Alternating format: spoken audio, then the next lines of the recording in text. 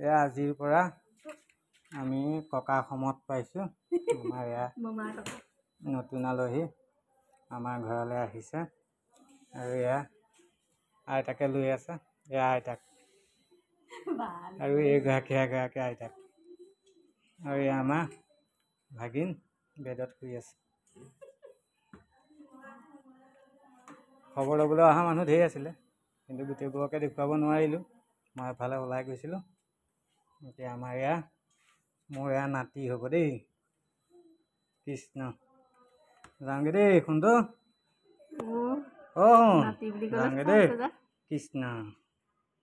এখন কৃষ্ণ এটা কৰি দিয়া। আমাৰ মাহীয়েকে কৃষ্ণ এটা কৰি দিবি। কৃষ্ণ এটা কৰি দিয়া।